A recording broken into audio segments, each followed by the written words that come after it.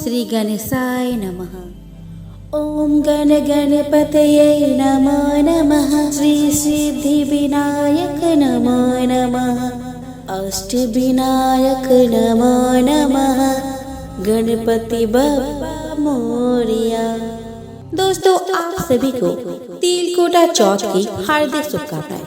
दोस्तों, आज इस वीडियो में मैं आपको बताने वाली हूँ साल 2024 की तिल संकष्टी चतुर्थी कब है, इसके शुभ मुहूर्त क्या होगा, साथ में आप जानेंगे इसके पूजन विधि और कुछ खास नियम के बारे में, और सबसे अंत में हम श्रवण करेंगे तिल संकष्टी चतुर्थी की पावन व्रत कथा। तो चलिए दोस्तों, यह वीडियो शुरू करेंगे। हिंदू धर्म में माघ महीने में आने वाली संकट चौथ का विशेष महत्व माना जाता है। इस दिन महिलाएं अपने संतान की लंबी उम्र के लिए व्रत रखती है। इस व्रत को संकट के अलावा तिलकुटा चौथ, तिल चौथ, माघी चौथ, संकष्टी चतुर्थी, लंबोदर चतुर्थी, संकट हरा चतुर्थी के नाम से भी जाना जाता है। इस चतुर्थी पर भगवान गणेश की पूजा की जाती है। मान्यता है कि इस व्रत को करने से संतान के जीवन से जुड़ी सारी परेशानियां दूर हो जाती है। साथ ही भगवान गणेश की भी असीम कृपा प्राप्त होती है। दोस्तों, इस साल संकट चौथ व्रत 29 जनवरी 2024 को रखा जाएगा। इस तिथि का प्रारंभ 29 जनवरी 2024 की सुबह 6:10 से होगा और समाप्ति 30 जनवरी के सुबह 8:54 पर होगा। दोस्तों, इस दिन सूर्योदय का समय रहेगा प्रातः 7:12 AM पर। सूर्यास्त का समय रहेगा शाम 6:07 PM पर। संकट चौथ के दिन चंद्रोदय होगा रात 9:10 पर। राहु काल का समय रहेगा प्रातः 8:34 AM से प्रातः 9:55 AM तक। अभिजीत मुहूर्त का समय रहेगा दोपहर 12:17 से दोपहर 1:01 तक। अमृत काल का समय रहेगा 11:44 AM से 1:32 PM तक। ब्रह्म मुहूर्त का समय रहेगा 5:35 AM से 6:23 AM तक। दोस्तों, संकट चौथ का व्रत संतान की दीर्घायु के लिए एवं सुखी जीवन के लिए रखा जाता है। इस व्रत को निर्जला किया जाता है।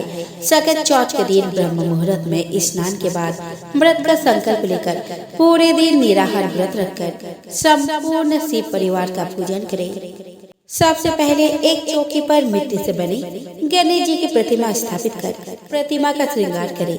अब प्रतिमा को रोली, अक्षत, दूर्वा घास, लड्डू, पान, सुपारी, धूप, दीप अर्पित करें। पूजा में ओम गण गणपतये नमः मंत्र का जाप करते हुए नैवेद्य के रूप में तिल तथा गुड़ के बने हुए लड्डू भोग के रूप में अर्पित करें।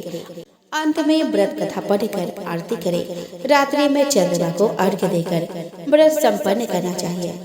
दोस्तों, संकट चौथ व्रती महिला को निर्जला करना चाहिए और गणेश जी की पूजा के बाद रात्रि में चंद्रमा को जल का अर्घ्य देकर व्रत का पालन करना चाहिए।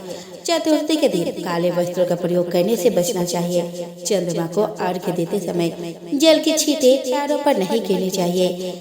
इससे बचने के लिए जल किसी हरे भरे पेड़ पौधे के जड़ में अर्पित करना चाहिए। इस दिन भोग में तिलकुट का भोग लगाना शुभ होता है।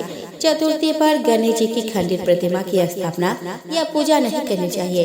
धार्मिक मान्यता के अनुसार पूजा में भगवान गणेश को तुलसी दल या केतकी के फूल नहीं चढ़ाने चाहिए। हिंदू धर्म के मान्यता अनुसार महिलाएं पुत्र की लंबी आयु तथा उनके खुशहाल जीवन के लिए यह व्रत रखती है। इस दिन तिलकुट का प्रसाद बनाकर भगवान श्री गणेश को भोग लगाया जाता है ताकि वे प्रसन्न होकर आपकी हर मनोकामना को पूर्ण करें। माना जाता है कि जो व्यक्ति नियमित रूप से चतुर्थी का व्रत नहीं कर सकते तो वे यदि माघी चतुर्थी का व्रत कर ले तो भी वर्ष भर की चतुर्थी व्रत का फल प्राप्त हो जाता है। माघी तिल चौथ या चतुर्थी पर श्री गणेश के देवस्थानों पर भक्तों की लंबी भीड़ नजर आती है। माघी चौथ के अवसर पर व्रतधारी को चंद्र दर्शन और गणेश पूजा के बाद व्रत समाप्त करना चाहिए। यह व्रत करने से चारों तरफ से सुख समृद्धि बढ़ने के साथ ही पुत्र पौत्र आदि धन ऐश्वर्य की कमी नहीं रहती। यह व्रत करने से घर परिवार में आ रही विपदा दूर होती है। कई दिनों से रुके मांगलिक कार्य संपन्न होते हैं तथा भगवान श्री गणेश असीम सुखों की प्राप्ति कराते हैं। इस दिन गणेश कथा सुनने अथवा पढ़ने का विशेष महत्व माना गया है। यह व्रत करने वाले को इस दिन यह कथा अवश्य पढ़नी चाहिए, तभी व्रत का संपूर्ण फल मिलता है। आइए दोस्तों, अब हम श्रवण करें तिल संकष्टी चतुर्थी की पावन व्रत कथा। दोस्तों, एक शहर में देवरानी जेठानी रहती थी। जेठानी अमीर थी और देवरानी गरीब थी। देवरानी गणेश जी की भक्त थी। देवरानी का पति जंगल से लकड़ी काट कर बेचता था और अक्सर बीमार रहता था। देवरानी जेठानी के घर का सारा काम करती और बदले में जेठानी बचा हुआ खाना, पुराना कपड़ा आदि उसको दे देती थी। इसी से देवरानी का परिवार चल रहा था। माघ महीने में देवरानी ने तिल चौथ का व्रत किया। 5 आने का तिल व गुड़ लाकर तिलकोटा बनाया। पूजा करके तिल चौथ की कथा सुनी और तिलकोटा छीके में रख दिया और सोचा कि चांद उगने पर पहले तिलकोटा और उसके बाद ही कुछ खाएगी। कथा सुनकर वो जेठानी के यहाँ चली गई। खाना बनाकर जेठानी के बच्चों से खाना खाने को कहा तो बच्चे बोले कि माँ ने व्रत किया है और माँ भूखी है। जब माँ खाना खाएगी हम भी तभी खाएंगे। जेठ जी को खाना खाने को कहा तो जेठ जी बोले कि मैं अकेला नहीं खाऊंगा, जब चांद निकलेगा तब सब खाएंगे, तभी मैं भी खाऊंगा। जेठानी ने उसे कहा कि आज तो किसी ने भी अभी तक खाना नहीं खाया, तो मैं कैसे दे दूं? तुम सुबह सवेरे ही बचा हुआ खाना ले जाना। देवरानी के घर पर पति बच्चे सब आस लगाए बैठे थे कि आज तो त्योहार है, इसीलिए कुछ पकवान आदि खाने को मिलेगा। परंतु जब बच्चों को पता चला कि आज तो रोटी भी नहीं मिलेगी तो बच्चे रोने लगे।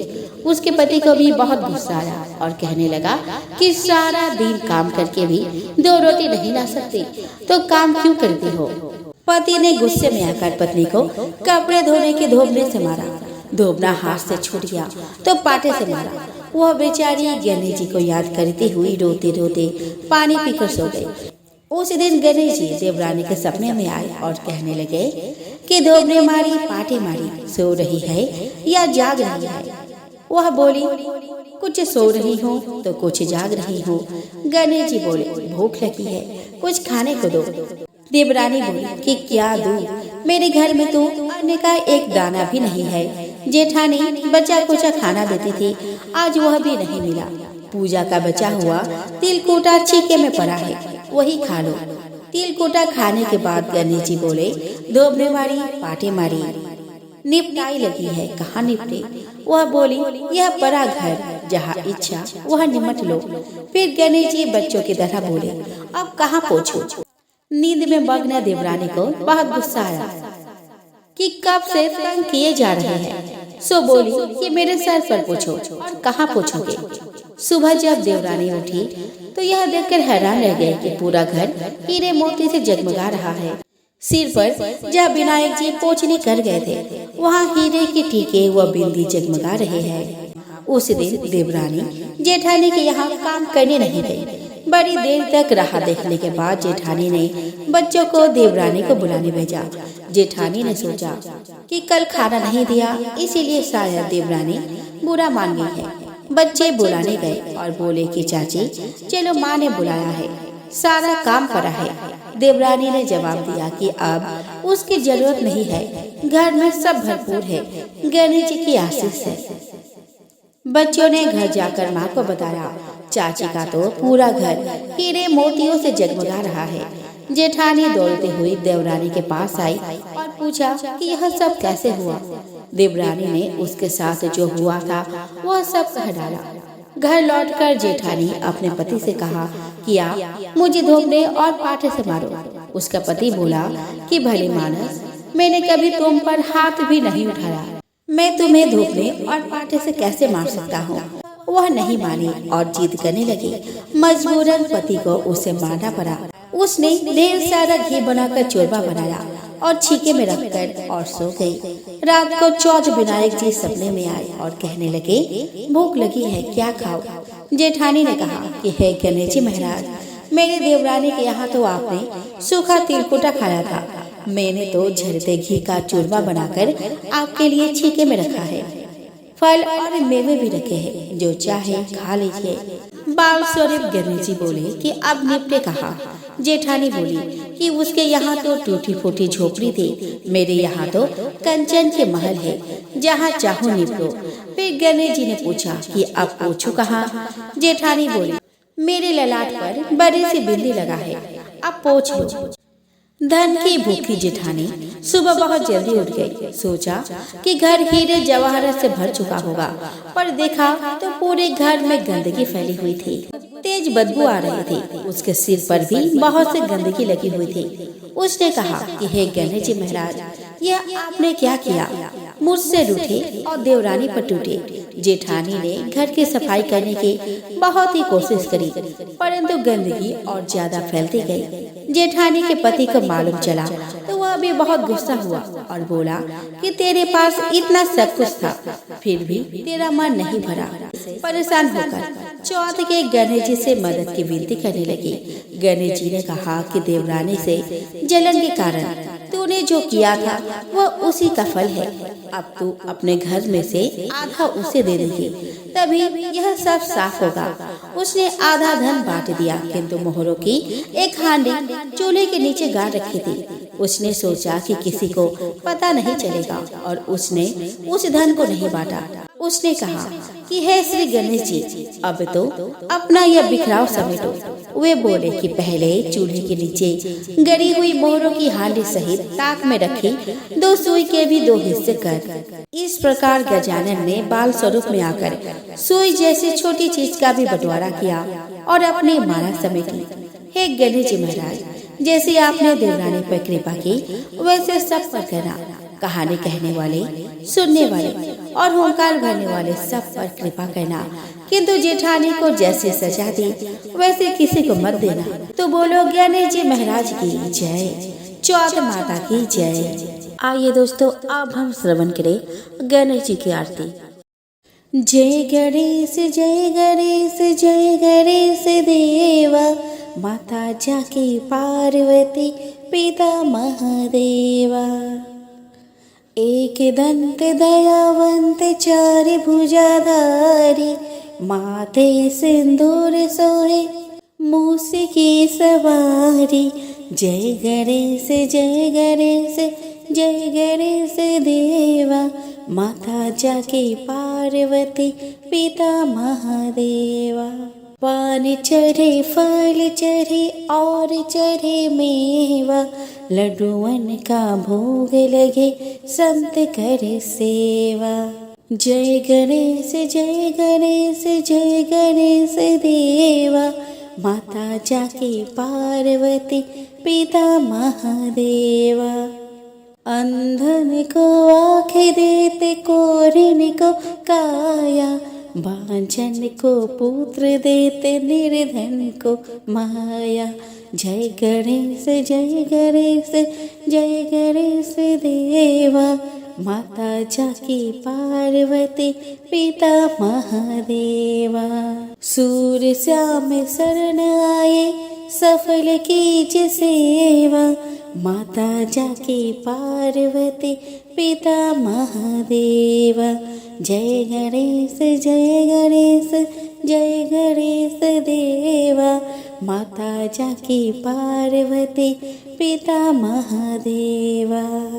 दीनन की लाज रखो शंभु सूतकारी, कामना को पूर्ण करो जाओ बलिहारी। जय गणेश जय गणेश जय गणेश देवा, माता जाकी पार्वती पिता महादेवा।